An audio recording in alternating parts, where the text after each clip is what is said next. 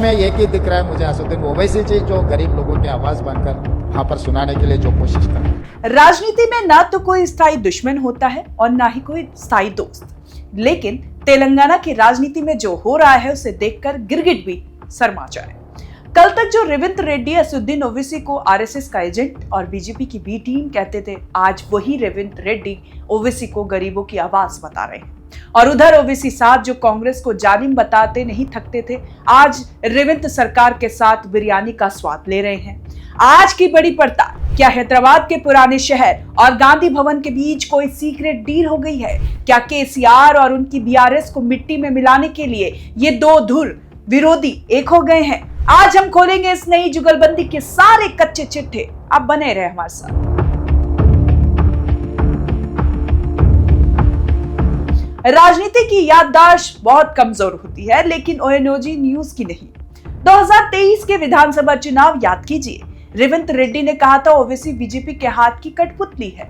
अकबरुद्दीन ओवैसी ने रेवंत को आरएसएस का चड्डी वाला कहा था, लेकिन फरवरी 2026 की ये तस्वीर देखिए। म्युनिसिपल चुनाव के नतीजों के बाद सुर बदल गए हैं। रेवंत रेड्डी अब कहते हैं कि ओवैसी संसद में दलितों और अल्पसंख्यकों की इकलौती आवाज है। सवाल है, क्या ओवैसी बदल गए हैं या रेवंत रेड्डी की मजबूरी बढ़ गई है? असली खेल है जुबली हिल्स उपचुनाव और हालिया निकाय चुनाव, जहां कांग्रेस को जीत दिलाने के लिए ओवैसी की पार्टी AIMIM ने पर्दे के पीछे से समर्थन दिया। क्या ये गठबंधन सिर्फ केसीआर को खत्म करने के लिए है? आइए गणित समझते हैं। तेलंगाना में केसीआर की पार्टी बीआरएस अब वेंटिलेटर पर है।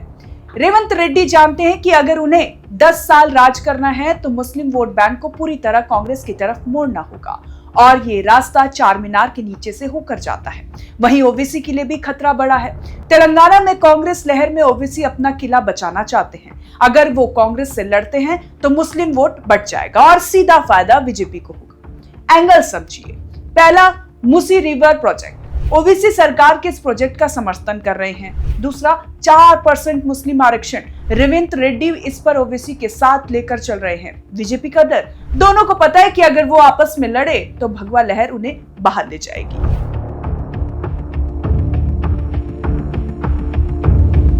लेकिन यहाँ एक और पेच है। रेवंत रेड्डी ने हाल ही में एक और बम फोड़ा। उन्होंने कहा बीजेपी के लिए असली भगवान ओवैसी है। अब आप सोचेंगे, एक तरफ तारीफ और दूसरी तरफ यह हमला। यही तो रेवंत रेड्डी की राजनीति है। वो जनता को दिखाना चाहते हैं कि ओवैसी उनके दोस्त नहीं बल्कि बीजेपी के हथियार हैं, ताकि हिंदू वोट बैंक उनके साथ बना रहे। लेकिन असलियत में सरकार चलाने के लिए उन्हें ओवैसी की मौन सहमति चाहिए। ये नूरा कुश्ती है या रणनीतिक गठबंधन। 101 दिन पहले जुबली हिल्स उपचुनाव में जब रेवंत ने ओवैसी भाइयों को धन्यवाद दिया, तब तस्वीर साफ हो गई थी। दुश्मनी सिर्फ कैमरों के लिए है, दोस्ती फाइलों के लिए। तो क्या केसीआर का राजनीतिक करियर अब खत्म मान लिया जाए? जिस तरह से रेवंत और ओवैसी एक दूसरे के ढाल बन रहे हैं, उससे एक बात साफ है, तेलंगाना में अब मुकाबला त्रिकोणीय नहीं रहा। अब लड़ाई Congress plus AIMIM versus BJP की होने जा रही है। केसीआर की पार्टी बीआरएस इस दोस्ती की आग में जलकर राख हो रही है, लेकिन जनता पूछ रही है, साहब जो आरएसएस का आदमी था वो अचानक गरीबों का मसीहा कैसे बन गया? क्या ये सिर्फ कुर्सी का खेल है?